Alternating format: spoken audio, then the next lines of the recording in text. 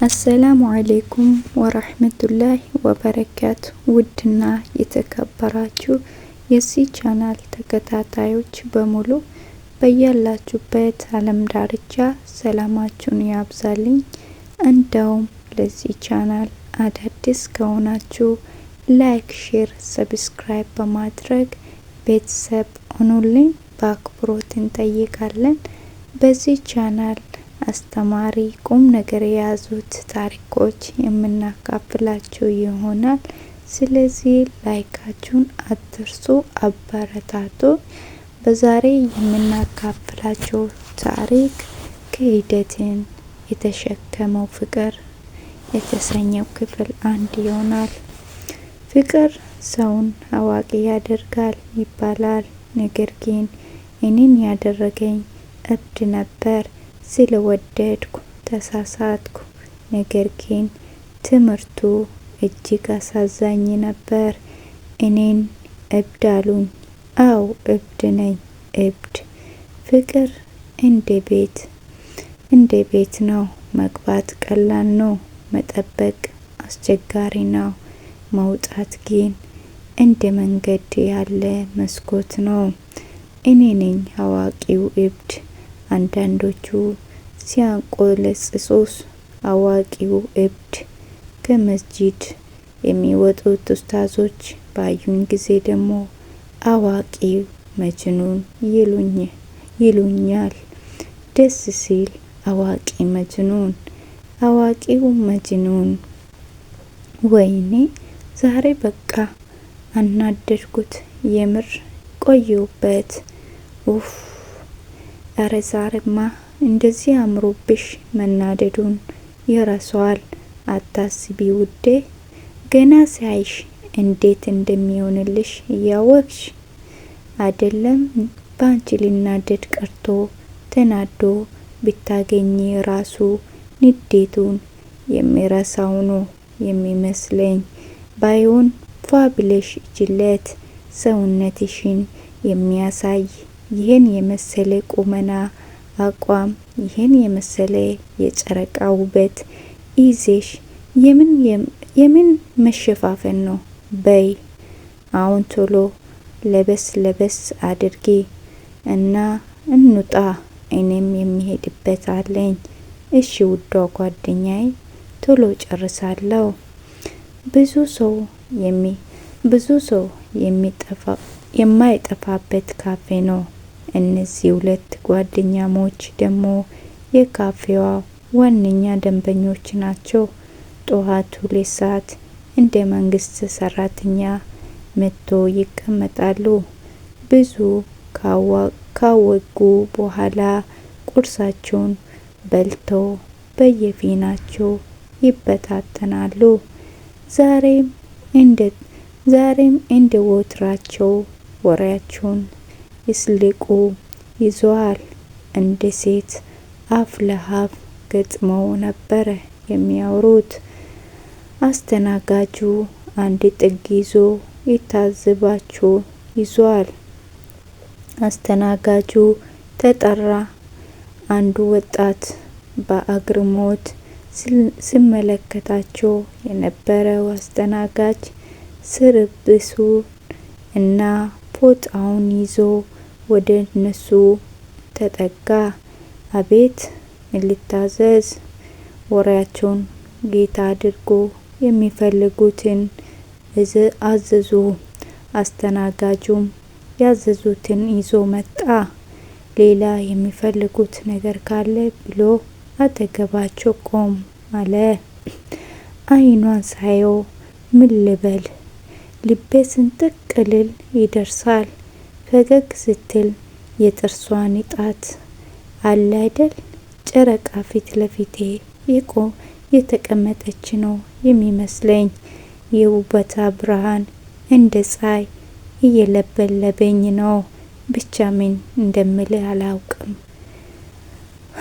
ራይስ እንደዚች የሳበኝ የለም። ሰው በዚህ ልክ ቆንጆ ይሆናል እንዴ? አረ በመልክ በአንድ ሴት እንደዚህ ትሸነፍ? አዎ እውነትን ነው። ቆንጆ ነች፣ አልክድም። ግን አንተ እኮ ብዙ ሴቶች ታውቃለህ እኮ ከዚችም የምትፈልገውን ነገር እስከምታገኝ ነው። መቼስ ትዳር ምናምን እያልክ አትጃጃል እንዳይሆን በዚህ እድሜ እስር ቤት ብለው በዚህ እድሜ እስር ቤት ብለው እኮ ፈታ ማለት ነው ያለብን። ደግሞ አንተ ይሄን የመሰለ መልክ ያየ ሁሉ የሚያብድለት አቋምና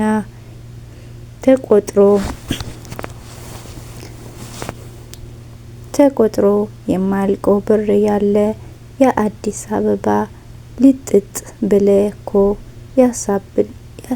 ያስባሃል። በቃ ቀለድክ ራይስ ቀልድ ነው ሊሳቅ። የስልክ ጥሪ ድምጽ ስናነሳት ደወለችልህ። እንደውም ጠረጴዛ ላይ ያለውን የሚጠራውን የመለኪን ስልክ እየተመለከተ ራይስ ዞር ሲል አስተናጋጂው በወሬያቸው ተመስጦ ቆሞ ያያቸዋል። ልጁ ሰሚር የትልቅ ሰው ወሬ አትስማ ብዬ የመከርኩ ስንት ጊዜ ነው? አሁን ሂድ ትደርስበታለህ አለው። ድንግጥ ብሎ ሄደ። እሽ ሊባ ጣቱን ከንፈሩ ላይ አድርጎ ራይስን እያየ ራይስ እጁን አፉ ላይ አድርጎ ዝም ማለቱን አሳየ። ሄሎ ውዴ እንዴት ነሽልኝ የኔ ናፍቆት? አዎ ዛሬ የተለመደው ቦታ እንድንገናኝ እየጠበቅኩሽ ነው። እኔም ንፍቅ ብለሽኛል የኔ ንግስት። ደሞ እየነዳሽ ነው የምታወሪኝ? ኧረ ተይ ይሄ ነገርሽን እስክትመጪ ትናፍቅኛለሽ። ቶሎ ነይ ቻው። ስልኩ ተዘጋ። ወይኔ ጉዴ! እውነቱንም መልክ ጅል አፍቃሪ አድርገሃል አለ የሳቀበት። በቃ እንውጣ፣ ቀድማኝ ከደረሰች ጥሩ አይመጣም። እሽ እኔም ስራ አለኝ፣ በቃ ማታ እንገናኝ። መልካም የፍቅር ጊዜ። ኧረ ተው ራይስ አታናደኝ። የመኪናውን ቁልፍ አንስቶ ጥሎት ወጣ። መሊክ ለቦታው ቅርብ ስለነበረ መኪናውን አስነስቶ ቀድሟት ቦታው ደረሰ። ስትመጣ እንድትታየው ከመኪናው ወርዶ መኪናውን ተደግፎ ቆመ።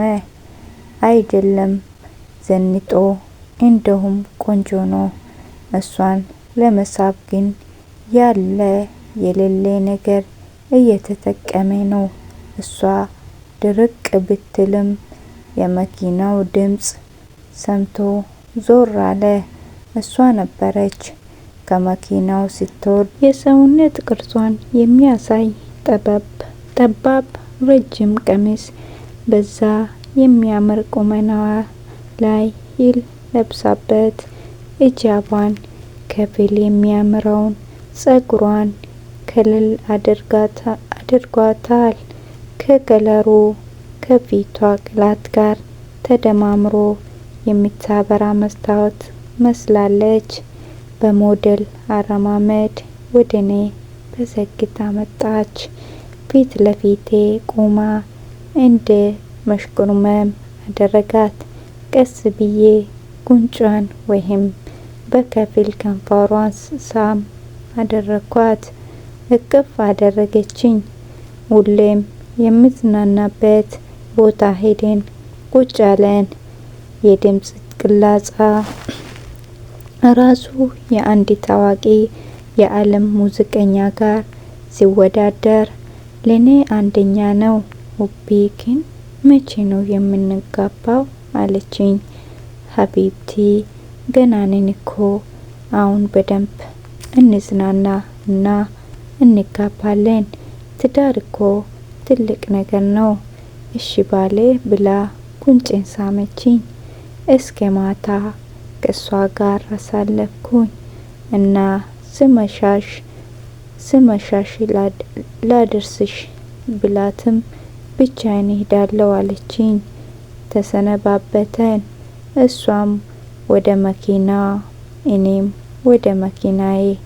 በአንድ እጄ የሚጠራውን ስልኬ በሌላኛው እጄ ደግሞ የመኪናዬን መሪ ይዤ ስልኩን አነሳሁት። ሄሎ ውዷ ጓደኛዬ፣ አንቺ ምን ነው አብረሽው አደርሽ እንዴ? በጊዜ አትመለሽም? አረ ይቅር ይበልሽ ሎሬንዳ፣ እኔ ከትዳር በፊት እንደዚህ አይነት ነገር አላደርግም።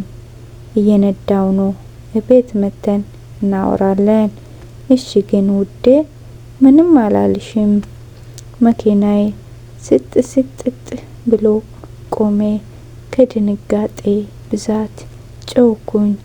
ሄሎ እጄና እግሬ እየተንቀጠቀጠ ነው። መኪናዬ ከመኪናዬ ወርጄ ጉልበቴ ውሃ ሆኗል። እየተንገዳገድኩ ወደ ፊት ለፊት እጄ አየው። ከመኪናዬ ጎማ ስር የሆነ ሰው።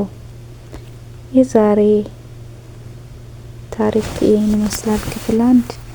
ታሪኩን ከወደዳችሁ ላይክ፣ ሼር፣ ሰብስክራይብ ማድረግ አትርሱ። በቀጣይ ክፍል እስከምንገናኝ ወሰላሙ አለይኩም ወራህመቱላሂ ወበረካቱ።